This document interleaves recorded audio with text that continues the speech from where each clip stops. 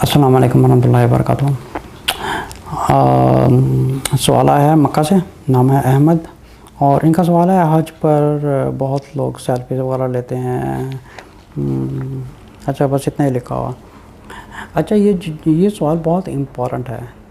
Y important है? Because ये बहुत ज़्यादा जो बीमारी है, ये बीमारी बहुत ज़्यादा बढ़ती जा रही है कम होने के बजाय।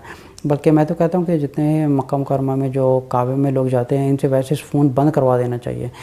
देखिए, अभी मैंने पिछले लेक्चर में ये बात की थी, जब हम जॉब करते हैं तो हमें अपने मैनेजर का ख़्याल होता है और हमें अपने बॉस का कितना ख़्याल होता है कि हम अपने आप को साफ़ सुथरा करके जाएं और हमसे कुछ स्मेल वगैरह ना आए, और हम एक बहुत अच्छी तरीके से अपीयरेंस बन के जाएं ताकि हमारा मैनेजर भी खुश हो और बॉस भी खुश हो, और इसमें हमारी हो सके तो प्रमोशन भी हो जाए। ठीक है, हमें कितना ख्याल होता है कि हमारी जॉब ना चली जाए, हम प्रोग्रेस करें, हार्ड वर्क करें, अपने आप को अच्छा बना के रखें, कोलीग से भी बना के रखें। हमें इस चीज़ का कितना ख्याल होता है कि हमारा बॉस नाराज़ ना हो जाए और हमारे मैनेजर नाराज़ ना हो जाए। हम कितना अपने आप को अच्छा तरह बना के जाते हैं।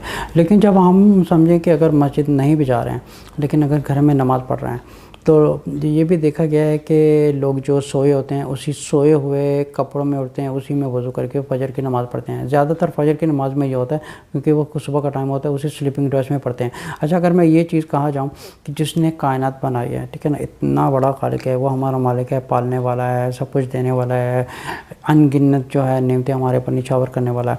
लेकिन जब हम उसके पास जाते हैं, क्योंकि वो हमें नज़र नहीं आता, जब उसके पास जाते हैं और हम ऐसे गंदे मंदे बन के जाते हैं जो सोए उठे और बस वज़ू किया, सोई हुई आँखें बातों में अजमाई लेते हुए आगे जाके मुसल्ले पे खड़े होते हैं, अल्लाह अकबर कर देते हैं। कभी हमने ये नहीं सोचा कि हम इतने बड़े मालिक के सामने जाते हैं, हम एक बॉस से इतना घबराते हैं।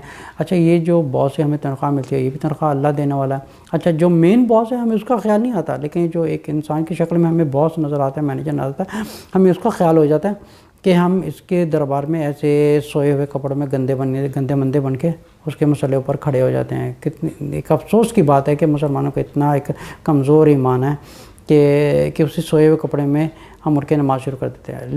लेकिन जब एक जॉब का वक्त आता है, हम इतने साफ़ सुथरे होकर अच्छे कपड़े, अच्छी टाई लगा के जाते हैं, अच्छी शर्ट चूज़ करते हैं, अच्छी पैंट पहनते हैं, और कहीं कॉन्सर्ट में जाना हो या मीटिंग में जाना हो या गैदरिंग में या वेडिंग पार्टी में जाना हो, तो हम इतने बन ठन के जाते हैं।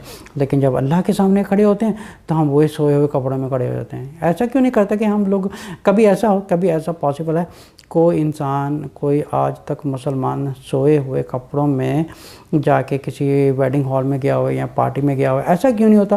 क्योंकि हमें उसका ख्याल होता है, हमें अल्लाह ताला का ख्याल नहीं होता। अच्छा, बात करने का मकसद ये था कि हमारे दिल में ये समझ होनी चाहिए कि हम अल्लाह के घर में जा रहे हैं। हज के आदाब क्या हैं, और वहाँ पे खड़े कैसे होना है, बैठना कैसे है, लोगों से कैसे इंटरेक्शन करनी है, किसी को डिस्टर्ब नहीं करना, लोगों को भी मौका देना है ये करने का, लोगों की खिदमत करनी है ताकि हमें ज़्यादा सवाब कमाने का मौका मिले।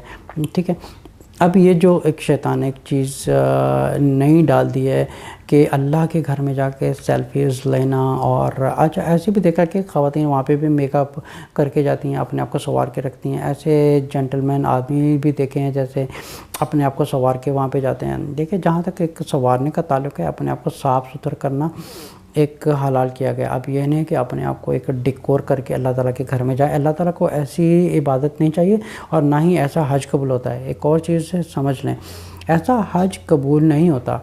हज का ताल्लुक़ होता है सिंसियरिटी के साथ। और पाकिस्तान, इंडिया और काफ़ी कंट्रीज़ वगैरह में देखें, लोग कंपटीशन के तौर पे भी हज करते हैं कि ये हमारा रिश्तेदार हज पे गया था, हमने भी जाना है। अच्छा, इनके 2 गए थे, हम 4 जाएंगे। ये किसी का ना तो हज कबूल हो रहा है, ना किसी का कोई कर्म कबूल हो रहा है, ना किसी की नमाज़ कबूल हो रही है। अल्लाह के घर में जाने की जो सबसे पहला रूल्स एंड रेगुलेशंस है वो है सिंसेरिटी। हम वहाँ पे किसके घर जा रहे हैं और क्या करने जा रहे हैं। वहाँ पे हम जा रहे हैं सिर्फ़ अल्लाह को राज़ी करने और अपने गुनाहों की बख्शिश करवाने। This is the one of the pillar of Islam, जो हमें हज हमारे ऊपर ऑब्लिगेटेड है। लेकिन अगर जाके आप वहाँ पे सेल्फीज़ लेना शुरू कर दें या फ़ोटोग्राफी शुरू कर दें, पहली बात है कि अल्लाह के घर में जाएं, सेल्फ़ी लेनी है बाहर जाके लें, क्योंकि फ़ोटो लेना भी एक हराम चीज़ है, वो एक डिफरेंट टॉपिक है, उसके ऊपर बाद में बात कर सकते हैं। लेकिन अल्लाह के घर में जाके सेल्फीज़ लेना या फ़ोटोग्राफी करना, अपनी नहीं किसी और की फ़ोटो लेना, ये सारी कैटेगरी एक हराम में आ रही है। अल्लाह के घर में जाकर भी हराम का काम नहीं छोड़ते, जब वहाँ पर भी कि शैतान अंदर से ये तंग करता है कि ये करें। फिर सेल्फीज लेके अपने रिश्तेदारों को जल्दी जल्दी व्हाट्सअप पे मैसेज भेजते हैं, देखो मैं कैसा लग रहा हूँ, देखो मैं तुम्हारे लिए दुआ कर रहा हूँ, देखो मैंने कैसा ड्रेसअप किया था। ये सारी चीज़ें हराम है। ऐसा अल्लाह ताला को ऐसा हज नहीं चाहिए।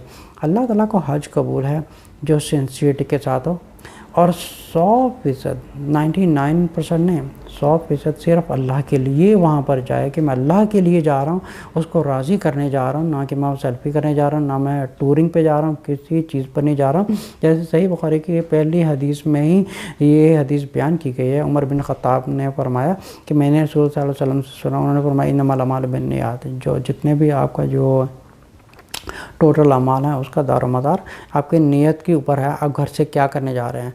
ना तो टूरिंग की नीयत से जाएं। अच्छा, फिर क्या होता है कि टूरिंग की नीयत जा रहे हैं, लोगों को बता रहे हैं हम टूरिंग की नीयत से जा रहे हैं, वहाँ पे बेशुमार फ़ोटोग्राफी हो रही है, जगह जगह पे वज़ू कर रहे हैं उसमें भी फ़ोटोग्राफी हो रही है, ठीक है, नमाज़ पढ़ रहे हैं सजदे में जा रहे हैं उसमें भी फ़ोटोग्राफी हो रही है। अच्छा, एक होता है प्रोफेशनली काम होता है, जिनकी ये चले फील्ड है, जो नमाज़ें पढ़ा रहे हैं, जो नमाज़ पढ़ाना सिखा रहे हैं, उनकी वीडियो बना रहे हैं, उनकी फ़ोटोग्राफी बना रहे हैं, ये चीज़ बिल्कुल हलाल है, क्योंकि एक टीचर है वो बता रहा है कि ऐसे नमाज़ पढ़ते हैं, ये करते हैं। अब ये जो अल्लाह के घर में सजदे में जा रहे हैं उसकी फ़ोटो ली जा रही है, ख़वातीन हैं वो हाथ में सेल्फी पकड़ के अपनी फ़ोटो ला रहे हैं, ये फेस बना रहे हैं, ये उनको ये भी नहीं पता कि अल्लाह ऊपर से आसमान से देख रहा है कि मेरे घर में ये लोग क्या कर रहे हैं, क्या ये हज करने आए हैं, यहाँ पर सेल्फीज़ लेने आए। सेल्फीज़ लेना बिल्कुल हराम है। वहाँ पे अल्लाह के घर में जाएं, फ़ोन को बंद करके जाएं। एक और चीज़ नोट कर लें, बहुत से मैंने सुना है जिन लोगों से अगर मैं उनसे कहता हूँ कि आप प्लीज़ फ़ोन को जो है ना या तो साइलेंट कर दें या बंद कर दें, वो कहते हैं कि हमने वाइब्रेशन पे रखा है। अच्छा, इस चीज़ का मतलब क्या है?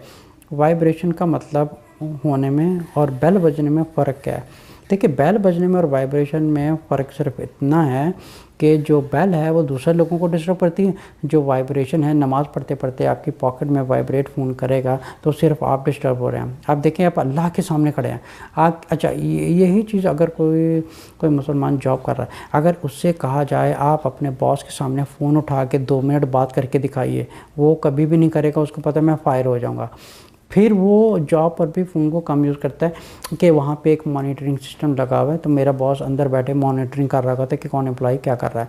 फिर वहाँ पे हिम्मत नहीं होती। लेकिन जब अल्लाह के घर में जो एक कायनात बनाने वाला खालिक है, उसके घर में बैठ के, उसके काबे के सामने बैठ के हम सेल्फीज़ लेते हैं, ये नहीं पता कि हमारा बॉस हमें देख रहा है, फिर वो तब ख्याल नहीं आता। अच्छा, फिर क्या होता है कि अगर अल्लाह ताला नेमतें बंद कर देना, पर अल्लाह ताला तो गफ़ूर रहीम है, माफ़ करने वाले हैं, वो तो फिर भी इंसान नाफरमानी करे भी तो अल्लाह ताला की नेमतें बंद नहीं होती।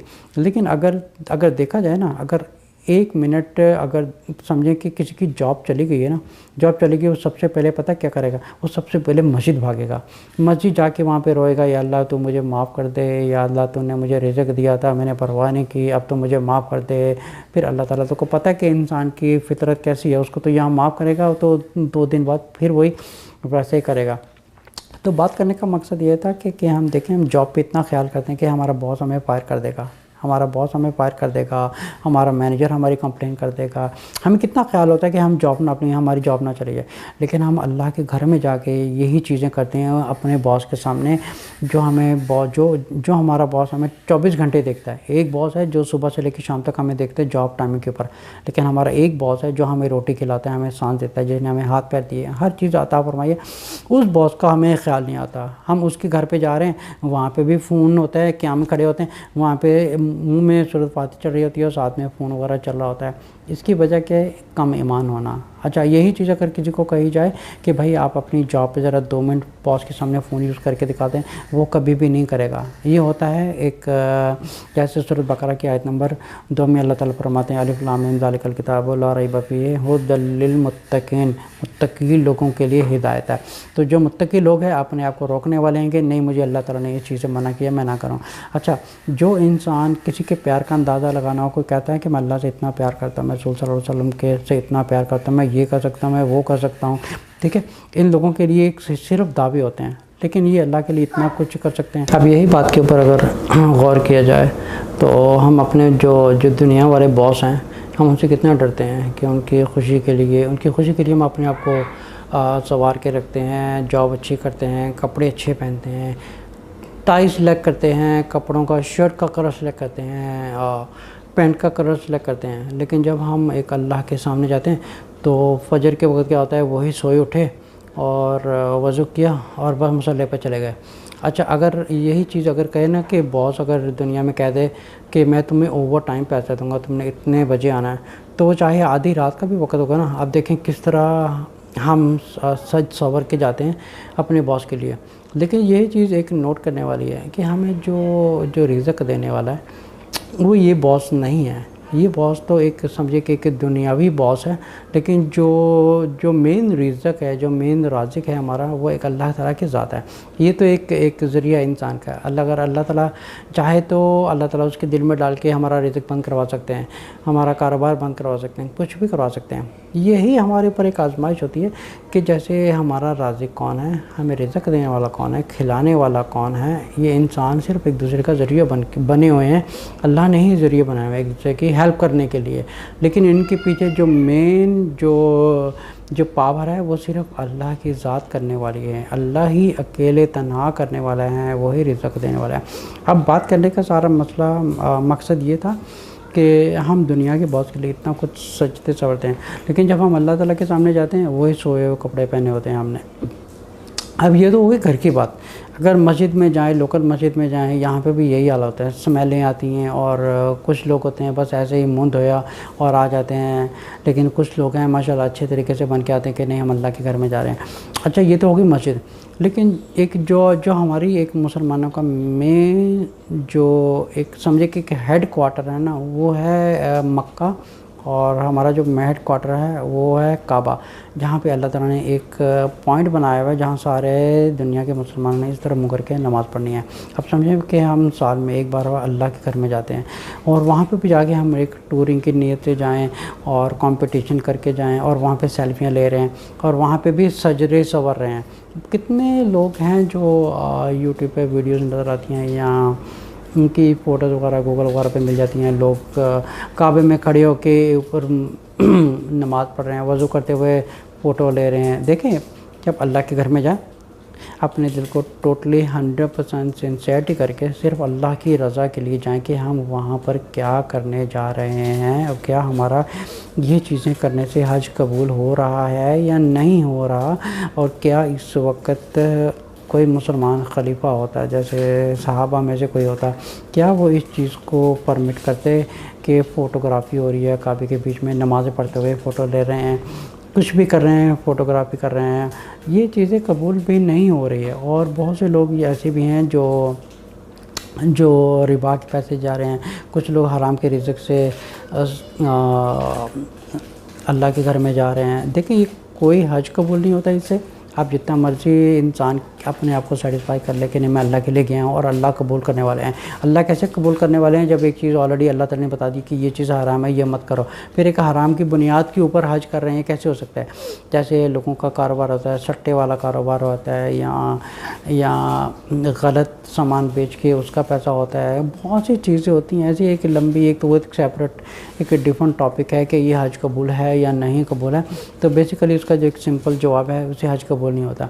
इसी तरह ये जो सेल्फीज वगैरह लेते हैं इससे हज कबूल नहीं होता, बल्कि जो 100% आप एक अजर कमाने जा रहे हैं, आप जाते हैं इतनी दूर अल्लाह के घर में अल्लाह को राज़ी करने के लिए, लेकिन आप समझे कि जो 100 में से आप मार्क्स वापस लेके आते हैं, आप समझे कि 100 में से 10 मार्क्स लेते आते हैं। अब 10 मार्क्स किस चीज़ का हुआ? आपने जो 80% था, 90% था, वो मार्क्स वो हमें क्यों नहीं मिले? वो इसलिए नहीं मिले क्योंकि बहुत सी चीज़ें थी जो आपने लाइफ में शायद की हैं, जो चीज़ें नहीं करने वाली थी वो आपने की हैं, जो करने वाली थी वो नहीं की। तो इन चीज़ों की वजह से जो एक 100% अल्लाह ताला ने आपको रिवार्ड देना होता है। इसी तरह जैसे फरमाया गया है कि जो जुमा की नमाज़ पढ़ने जाता है, स्टार्टिंग में पढ़ने जाता है खुतबा से पहले या बहुत पहले जाके बैठ के वहाँ पे इबादत करता रहता है, तस्बीह करता रहता है, जिक्र करता रहता है, और जब तक इमाम सलाम नहीं भेज देता, और उसके बाद फिर भी 2 रकातें सुन्नत की पढ़ रहे हैं, 2 रकात नफल की पढ़ रहा है, फिर कंप्लीट नमाज पढ़ के वो मस्जिद से निकले, उसका सवाब समझे कि एक ऊँट के बराबर है। अब वही इंसान, अब जो कोई मुसलमान है वो तब जुम्मा की नमाज़ में जा रहा है जब जमात खड़ी हो गई और सलाम फेरा और वापस घर चले गए। एक इंसान को ऊँट मिला इनाम में और एक इंसान को एक समझे कि एक मुर्गी का बच्चा मिला। अब इन दोनों में फ़र्क इतना है, ईमान का फ़र्क है, ईमान का फ़र्क है। अब वो मस्जिद में क्या क्या था, वहाँ पे गया था सिर्फ एक समझे कि मुर्गी का बच्चा लेके आ गया, और एक इंसान वो था जो एक ऊँट लेके आया। ये फ़र्क है दोनों के रिवार्ड में। हम चाहते हैं इतनी दूर से अल्लाह ताला के घर में जाएं, हमारे दिल में सबसे पहले एक सवाल उठना चाहिए, हम ऐसा क्या करें जिससे अल्लाह राज़ी हो, और हम ऐसा क्या ना करें जिससे अल्लाह नाराज़ हो। तो इन चीज़ों को जानना बहुत ज़रूरी है, और ये चीज़ इंसान तब जानता है जब इंसान किसी से दिल से मोहब्बत करता है। इसलिए दावा करना बहुत आसान होता है। जैसे मैं अल्लाह से बहुत प्यार करता हूँ और रसूल सल्लल्लाहु अलैहि वसल्लम, हर इंसान ये दावा करता है मैं अल्लाह से इतना प्यार करता है, रसूल सल्लल्लाहु अलैहि वसल्लम से इतना प्यार करता हूँ। दावा। अगर एक बच्चा है वो कहता है कि मैं अपनी माँ से बहुत प्यार करता हूँ, मैं अपनी माँ से बहुत प्यार करता हूँ, और माँ के सामने उछल कूद शुरू कर देता है, क्या वो चीज़ माँ को खुश करेगी? वो चीज़ माँ को खुश नहीं करेगी, क्योंकि माँ ने उसको नहीं कहा कि तुम मुझे डांस करके दिखाओ या तुम मुझे बैंड बाजे बजा के दिखाओ। अगर वो माँ को राज़ी करना चाहता है तो सिर्फ माँ से ये पूछे, माँ आपको क्या पसंद है? तो माँ उसको कहेगी ओके तुम ये किताब लो, ये ट्यूशन का पढ़ो, ये तुम स्कूल का काम करो, या तो तुम कुरान पढ़ो, या ये चीज़ करो, ये चीज़ से मैं खुश होंगी। अगर समझे कि वो ये नहीं करता लेकिन वो अपनी मर्ज़ी से कुछ करना शुरू कर देता माँ के सामने कि माँ मेरी खुश हो जाए, इस तरह माँ खुश नहीं होती। सिमिलरली हम कुछ ऐसे अमाल करें जिनसे हमें एक शोर हो कि अल्लाह ताला इनसे राज़ी है, और ये कुरान और हदीस और सुन्नत से साबित अमाल हों, ये उसकी शर्त है। अगर सुन्नत से हटकर कोई ऐसा अमल जो हमें रसूल सल्लल्लाहु अलैहि वसल्लम की ज़िंदगी में नहीं मिलता, जो सहाबा की ज़िंदगी में हमें नहीं मिलता, वो गैर सुन्नत चीज़ है, वो चीज़ रिजेक्टेड है। जैसे रसूल सल्लल्लाहु अलैहि वसल्लम फरमाते कोई ऐसी चीज़ जो रसूल सल्लल्लाहु अलैहि वसल्लम की सुन्नत से टकराएगी वो रिजेक्टेड है, वो क़यामत वाले दिन उसके किसी भी काम नहीं आएगी। इसी तरह जब हम अल्लाह ताला के घर में जाएं, अपने आप को पूरा सिंसियर करके जाएं, साफ़ सुथरा होकर जाएं, मेकअप का सामान सब कुछ अपनी कंट्रीज़ में छोड़ के जाएं, वहाँ पे सादा लिबास में जाएं, और वहाँ पे सिर्फ आप इबादत करें। आप ये सोच के जा रहे हैं कि आप अपने आप को ज़िंदगी के जितने गुनाह हैं उसको वॉश करने जा रहे हैं, और अल्लाह की रज़ामंदी के लिए वहाँ पे जा रहे हैं, ना कि ख़ुद की रज़ामंदी के लिए। और वहाँ पे शॉपिंग कर ली या कुछ, फिर होता क्या है, आते टाइम तस्वीरें लेके आते हैं, काफ़ी लोग गिफ्ट वगैरह लेके आते हैं कि देखिए हम सऊदीया गए थे आज के लिए, हम आपके लिए गिफ्ट लेके आए हैं। ठीक है, उनके लिए तो गिफ्ट उनकी तकदीर में लिखा था, वो उनको मिल गया, लेकिन जो ख़ुद का हज था वो इन्होंने बर्बाद कर दिया टूरिंग के चक्कर में। अस्सलाम वालेकुम रहमतुल्लाहि व बरकातहू।